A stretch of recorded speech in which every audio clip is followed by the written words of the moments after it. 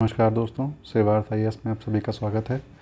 ये UP PCS mains paper 5 lecture series का 8th lecture है। इस लेक्चर में हम political system of UP discuss करेंगे। पिछले लेक्चर में हमने ऑफिस ऑफ गवर्नर डिस्कस कर लिया था, उसी के कंटिन्यूएशन में ये लेक्चर होगा। जिसने नहीं देखा है वो पिछला लेक्चर देख सकता है, प्लेलिस्ट बनी हुई है मेरे चैनल पे। ठीक है, तो शुरू करते हैं। सबसे पहले ऑफिस ऑफ चीफ मिनिस्टर देखते हैं। इसमें कुछ सच यूपी के कंटेक्स्ट में कुछ खास इन्फॉर्मेशन नहीं मिलेगी। जो हमारे कॉन्स्टिट्यूशनल प्रोविजंस हैं या जो पहले क्वेश्चंस आ चुके हैं मेंस में, इनफैक्ट UPSC के मेंस में, वही चीज़ें यहाँ हम पढ़ेंगे। और जो भी आएगा एग्ज़ाम में, इन केस अगर यहाँ से क्वेश्चन बनता भी है तो इस इन्फॉर्मेशन के साथ आप उसको ईज़िली टैकल कर सकते हैं। कुछ मैंने यूपी के इंपॉर्टेंट पॉइंट्स डाल दिए हैं, मेनली फैक्ट्स डाल दिए हैं। तो अगर इन नहीं भी पढ़ेंगे तब भी काम चल जाएगा, लेकिन अगर जानते रहेंगे तो थोड़ा ठीक रहेगा। इन केस कहीं कोट करना हुआ, कहीं फैक्ट वो डालना हुआ, मेंशन करना हुआ, तो दिस विल बिकम हैंडी। तो आइए शुरू करते हैं। ऑफिस ऑफ चीफ मिनिस्टर, सबसे पहले देखते हैं appointment. Article 164 of the constitution envisages that the chief minister shall be appointed by the governor. Chief minister कौन होता है? is the leader of the party that has got majority seats in the legislative assembly. CM is the real executive authority of the state while governor is nominal executive authority. तो in case अगर introduction पूछेगा, मतलब introduction लिखना होगा आपको, तो ये यहाँ से कोई सा भी एक इंट्रोडक्शन प्रिपेयर कर सकते हैं आप। तो मैं तो एडवाइस करूँगा कि आर्टिकल 164 ये ज़रूर याद किया जाए CM के लिए। आर्टिकल 164 ऑफ द कॉन्स्टिट्यूशन में CM के ऑफिस के बारे में मेंशन है that he shall be appointed by the governor. उसी तरीके से रिमूवल भी देख लेते हैं। हालांकि यहाँ से क्वेश्चन बनने के चांसेस कम है, this is just for you to know. Chances powers और फंक्शंस से ही बनते हैं ज़्यादा। रिमूवल देखते हैं। He holds office during the pleasure of the governor but can not be dismissed till he enjoys majority support in the legislative assembly. State legislative assembly can also remove him by passing a vote of no confidence. ठीक है, though he is on the pleasure of the governor, but governor and अपनी मर्जी से उसको remove नहीं कर सकता। Governor should have the recommendation of assembly.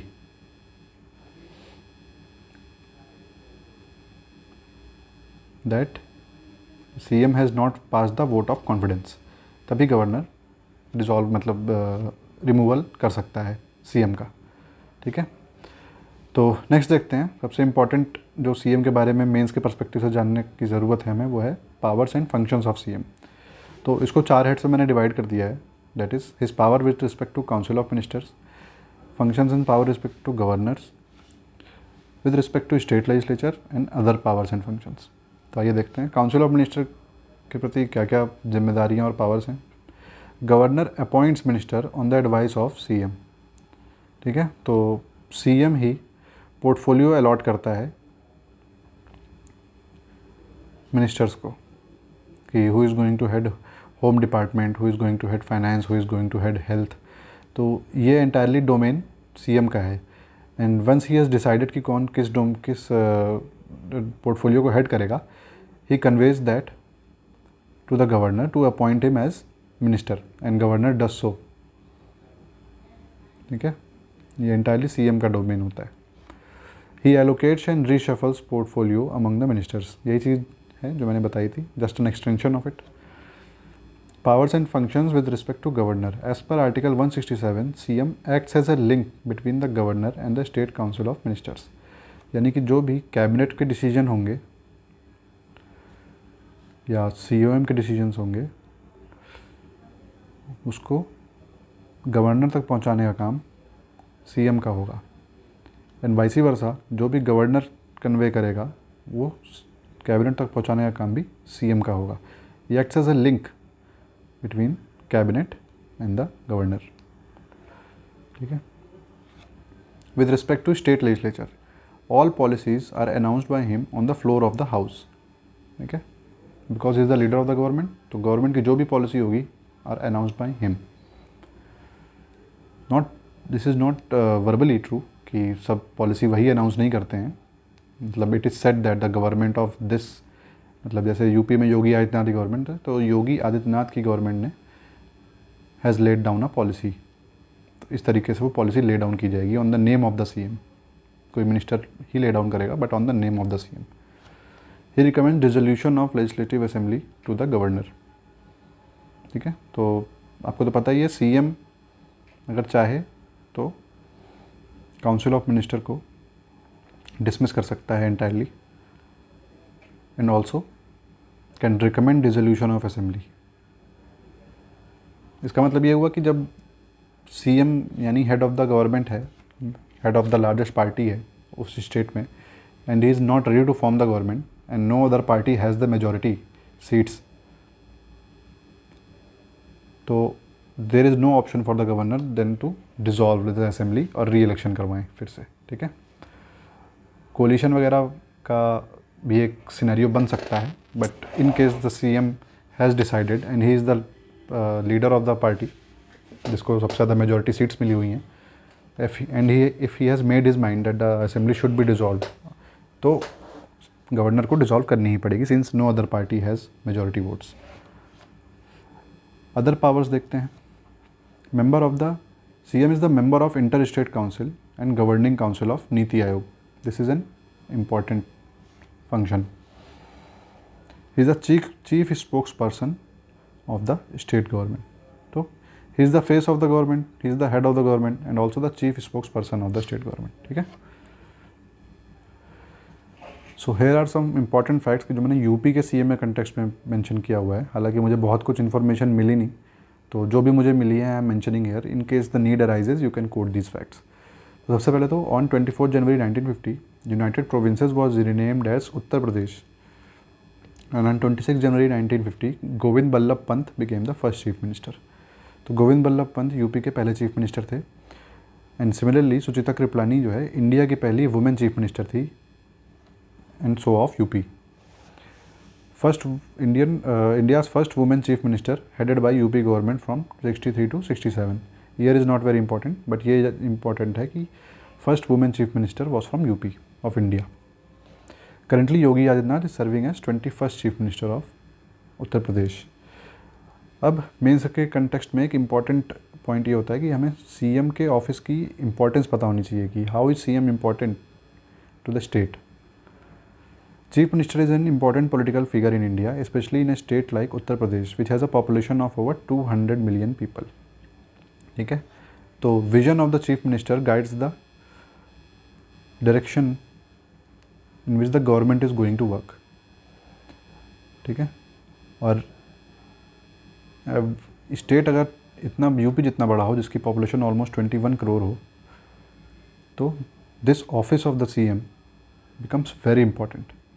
ठीक है, for the welfare of the people. इसलिए सोच समझ के चुनना चाहिए, है ना।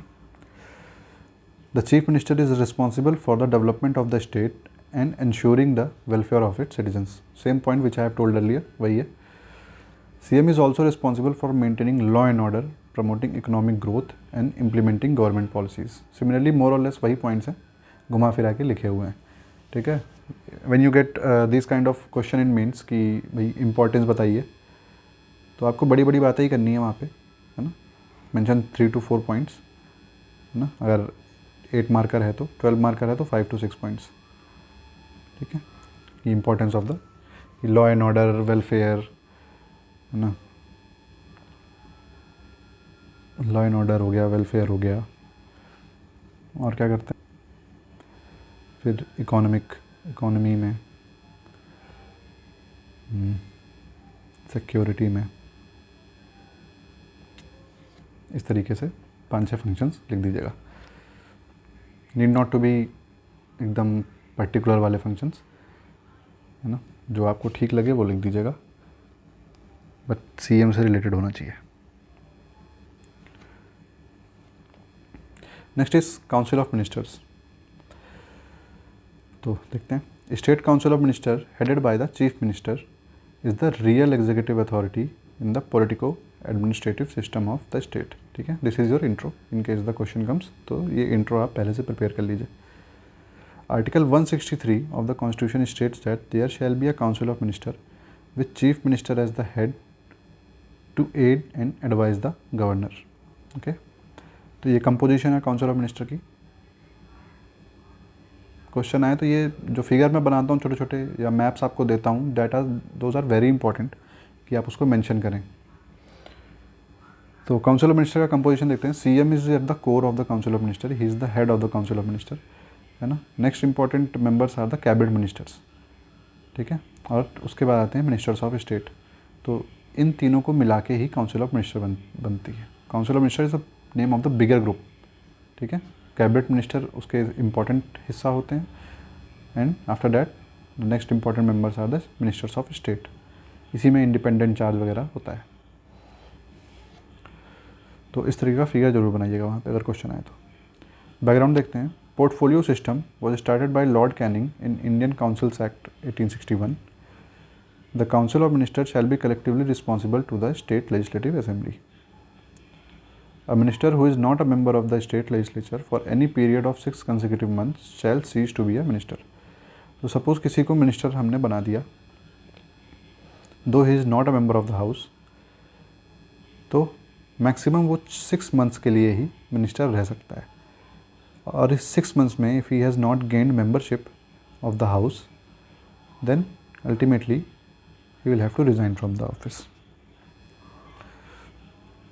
एक इम्पॉर्टेंट अमेंडमेंट इस कंटेक्स्ट में आता है 91st कॉन्स्टिट्यूशनल अमेंडमेंट एक्ट 2003, जिसमें strength of the COM was limited to 15% of the total strength of the house, ठीक है. Total number of ministers including the chief minister in the council of minister in a state shall not exceed 15% of the total strength of the legislative assembly of that state, ठीक है. तो UP में 53 members हैं council of ministers के. This is not cabinet, this is council of minister. 53 ministers UP में आ सकते हैं council of ministers में. फिर मिनिस्टर की responsibility of ministers. It can be categorised as collective responsibility and individual responsibility. पहले हम collective देख लेते हैं. Article 164, council of minister is collectively responsible to the legislative assembly of the state for all their acts of omission and commission, ठीक है. Collective responsibility होती है. Work as a team and swim और swing together. If the government goes the council of minister also goes, ठीक है. ऐसा नहीं होगा कि गवर्नमेंट डिसॉल्व हो गई और 1-2 मिनिस्टर बचे हुए हैं अपना ऑफिस होल्ड करके. This can not happen. They swim and sing together, ठीक है. And they also have to, अगर गवर्नमेंट में कोई भी कैबिनेट में, जैसे कैबिनेट ने कोई भी डिसीजन लिया है, this is the cabinets decision, हो कुछ मिनिस्टर्स ऐसे हो सकते हैं जिन्होंने वहाँ पे विरोध किया हो कि उन्हें ठीक ना लगा हो कैबिनेट का decision. But in public domain, whenever this thing comes in public domain, तो every member of the cabinet या COM will support it because it is now the decision of the government. और government कौन है? यही ministers, chief minister, ministers, and उसके बाद the members, ठीक है. आगे देखते हैं. When legislative assembly passes no confidence motion all ministers have to resign, ठीक है. That same thing, swim and sing together. करेंगे तो सब साथ में काम करेंगे, अगर ऑफिस से रिज़ाइन करना पड़ेगा तो सभी करेंगे. Because of no confidence motion की वजह से अगर रिज़ाइन करना पड़ेगा तो सबको करना पड़ेगा. Cabinet decisions bind all cabinet ministers even if they are differed in the cabinet meeting, ठीक है. तो सेम थिंग आई टोल्ड कि सबको सपोर्ट करना पड़ता है कैबिनेट के डिसीजन का, ओके. फिर आती है इंडिविजुअल रिस्पॉन्सिबिलिटीज़.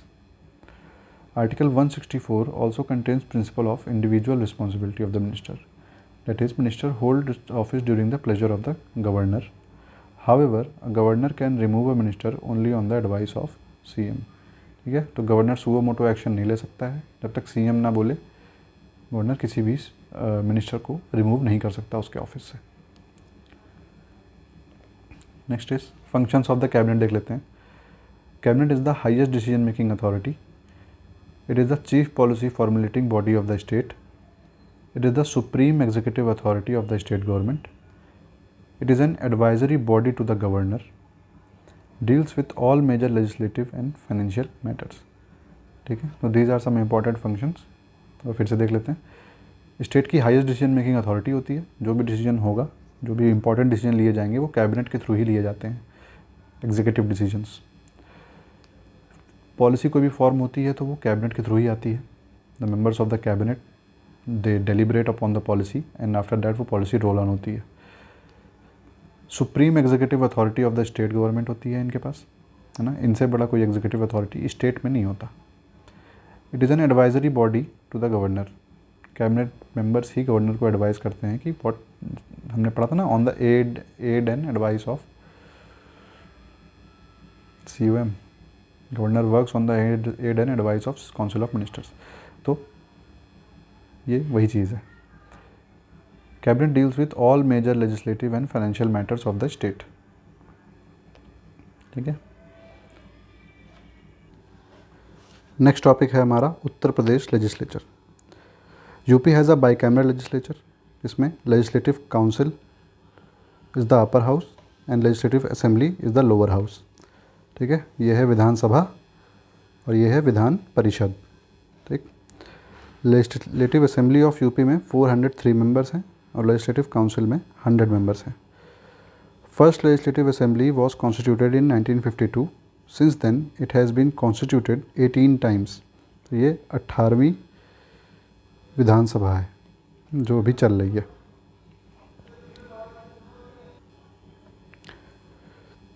तो पहले लेजिस्लेटिव असेंबली के बारे में देख लेते हैं। Members are elected directly by the people for 5 years। In Part 6 of the Constitution, under Article 168 to 212, deals with composition, organization, privileges, powers and functions of the state legislature। तो जब भी आप स्टेट लेजिस्लेचर का intro लिखिए तो do mention this, it will have a good impact. क्योंकि constitution के जब आंसर्स लिखिए ना तो provisions of the constitution mention करना is very important. Provisions of the constitution, case laws, है ना। जैसे फेडरलिज्म का आंसर लिख रहे हैं तो ये बताइए कि SP गुप्ता केस में supreme court held that federalism is a part of basic structure. ठीक है, और ऐसे ही अन्य चीज़ों में भी, मिनर्वा मिल्स केस, है ना, केशवानंद भारती केस, इस तरीके के केसेस का यूज़ करते चलिए और आर्टिकल्स एंड कॉन्स्टिट्यूशन के आर्टिकल्स का भी यूज़ करते चलिए। तो this will have a very good impact. मेरे मेंस में GS2 में because of this is a tried and tested thing, 108 marks I have scored in UP PCS because of these nuances. ठीक है, ये छोटी छोटी चीज़ें ध्यान रखने से you get good marks. Powers of state legislative assembly. ठीक है, तो इसमें 3 हेड्स में पावर को डिवाइड किया हुआ मैंने, एग्जीक्यूटिव, फाइनेंशियल और लेजिस्लेटिव। तो whenever you have to mention it like this only, तो एग्जामिनर के लिए पढ़ने में आसान हो जाता है। तो definitely has a good impact on his mind. सबसे पहले लेजिस्लेटिव पावर्स देखते हैं। Assembly passes bill to make laws. ठीक है, दिस इज़ वेरी सिंपल कि उसका काम ही यही है, लेजिस्लेटिव पावर होना ही लेजिस्लेटिव असेंबली का काम है ना। तो जो एक्ट्स हैं, जो कानून बनते हैं, वो लेजिस्लेटिव असेंबली ही बनाती है। ठीक है, फाइनेंशियल पावर क्या है? With respect to money bill, Vidhan Sabha holds supreme power. ठीक है, states finances are sanctioned and controlled by the legislative assembly of the state. It also lays annual financial statement, that is budget for conduct of business. Executive powers देखते हैं, right and authority to question members of the assembly. ठीक है, it can also pass no confidence motion that can lead to fall of government. तो assembly के पास executive power है to dissolve the government। कैसे dissolve करेगा? by passing a motion of no confidence। ठीक है, similarly इसी तरीके से फाइनेंशियल पावर है, बजट ले डाउन किया जाता है विधानसभा में ही। ठीक है, जैसे वहाँ पे लोकसभा में, सेंटर में लोकसभा में बजट पेश किया जाता है, वैसे ही स्टेट में विधानसभा में पेश किया जाता है। एंड लेजिस्लेटिव काउंसिल यानी विधान परिषद का इसमें कोई से नहीं होता, अदर देन कि वो डिस्कशन कर सकते हैं इस पे, उसके अलावा they can not vote on demand for grants on this budget, ठीक है। ये सिर्फ विधानसभा के पास ही ये पावर होती है। तो पावर्स जब भी पूछे तो लेजिस्लेटिव, फाइनेंशियल और एग्जीक्यूटिव पावर के टर्म्स में पावर्स इनकी बताइए। नेक्स्ट देखते हैं legislative council. This is very important, अगर क्वेश्चन आएगा तो इसी से आएगा। इट विल आस्क कि लेजिस्लेटिव काउंसिल का इम्पोर्टेंस क्या है ना, और या तो ये इसका फॉर्मेशन कैसे होता है, वंस फॉर्मेशन वॉज आस्क्ड, है ना। वो न्यूज़ में था कहीं, शायद लेजिस्लेटिव काउंसिल का एक रेजोल्यूशन पास किया था किसी स्टेट ने फॉर इट्स एबॉलिशन, तो वो न्यूज़ में था, इस कारण से वो पूछा गया था। तो अभी भी ये न्यूज़ में है, वेस्ट बंगाल ने रेजोल्यूशन पास किया है लेजिस्लेटिव काउंसिल बनाने के लिए, तो this becomes very important. Article 169 of the constitution deals with creation और abolition of state legislative council. तो again do mention the article. UP is among the 6 states that have state legislative council. Powers of formation, process of formation, process देखते हैं। The power of abolition and creation of the state legislative council is vested in the parliament of India as per article 169। Article 169 के तहत parliament has the authority for creation and abolition. तो state assembly क्या करती है इसमें, तो state assembly must pass a resolution by special majority in order to, जब इनको विधान परिषद बनवानी होती है तो वो अपनी असेंबली में स्पेशल मेजॉरिटी से एक रेजोल्यूशन पास करती हैं and they refer that resolution to the parliament. फिर parliament passes it this resolution by a simple majority. उसके बाद ये लेजिस्लेटिव काउंसिल किसी भी स्टेट में बनती है। Parliament shall pass the same resolution passed by the state assembly earlier by a simple majority, ठीक है। तो ये उसका प्रोसेस हो गया, सिंपल है, ठीक है। एग्ज़ाम में आए तो आर्टिकल लिखिए, प्रोसेस लिखिए, state assembly special majority, parliament simple majority, ठीक है। दो constitution is changed after creation और abolition of the council but such an amendment is not considered under article 368। ये कॉन्स्टिट्यूशनल अमेंडमेंट तो है but it is not a constitutional amendment under article 368, ठीक है। This is important, ये भी mention करना ज़रूरी है। फिर देखते हैं सबसे इम्पॉर्टेंट जो यहाँ से पूछा जा सकता है क्वेश्चन, वो है what is the relevance of state legislative council vis a vis legislative assemblies. तो एक कंपैरेटिव एनालिसिस पूछ सकता है आपसे। तो you need to know both the sides कि भाई इसका वेदर इट हैज़ यूज़, और ये किस तरीके से एक नॉन यूज़ वाला हाउस है, मतलब इसका कोई यूज़ नहीं है फिर भी you have to give the both of the arguments ना, दोनों साइड के आर्ग्यूमेंट्स देने पड़ के दे के आपको एक कंक्लूजन ड्रॉ करना पड़ेगा। तो लेट्स सी,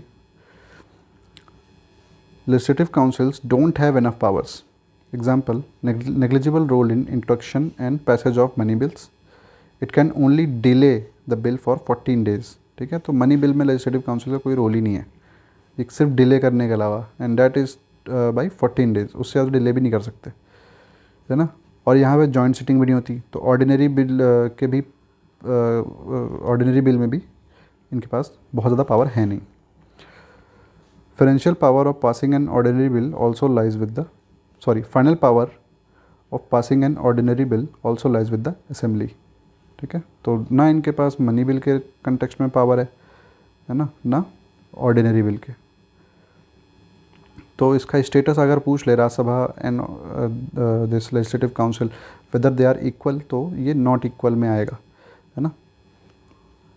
तो हालांकि both are upper houses, this is the upper house of the center, this is the upper house of the state, है ना, but they are not equal in terms of powers, ठीक है।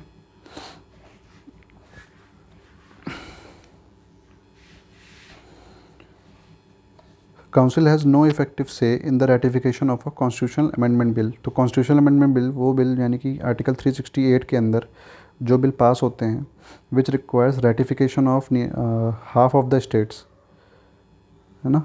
तो उसमें सिर्फ और सिर्फ स्टेट असेंबली का ही रेटिफिकेशन रिक्वायर्ड है, स्टेट लेजिस्लेटिव असेंबली का, लेजिस्लेटिव काउंसिल का कोई रोल नहीं होता वहाँ पे। The bill constitutional amendment bill is not refer to the legislative council. The very existence of council depends on the will of the assembly. The council can be abolished by the parliament on the recommendation of the assembly. तो assembly चाहे तो it can pass a resolution again bye special majority, parliament को बोले भैया इसको remove करिए, है ना। अब ये पार्लियामेंट के ऊपर है वेदर इट रिमूव्स इट और नॉट, बट रेजोल्यूशन तो पास कर ही सकती है ना। तो existence depends on the will of the assembly, ठीक है। तो डेफिनेटली ये ज़्यादा बड़ा हाउस हुआ।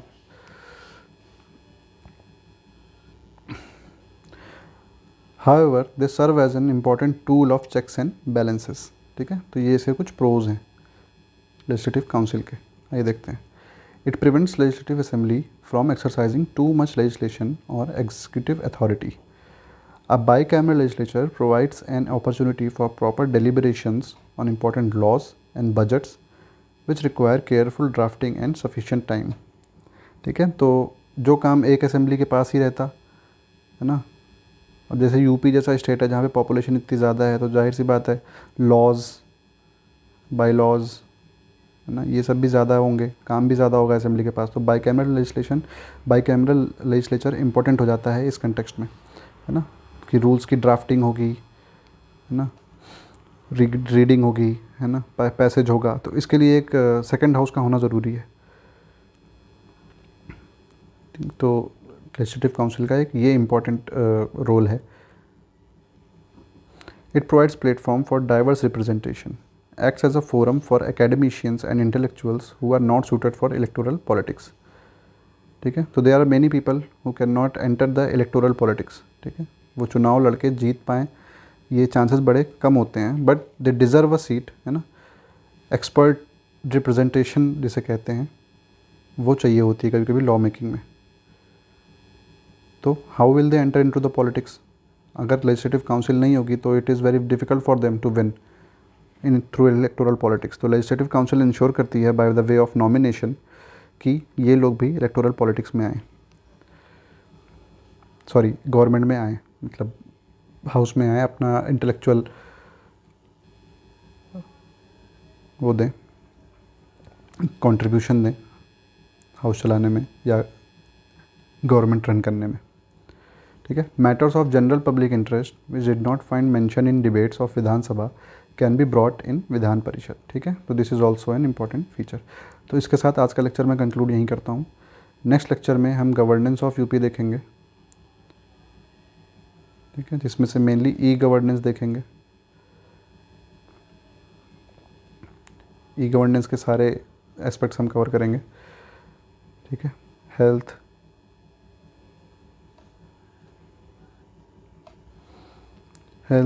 इंफ्रा, इन्वेस्टमेंट, इनसे रिलेटेड गवर्नमेंट के क्या क्या स्कीम्स हैं, है ना, और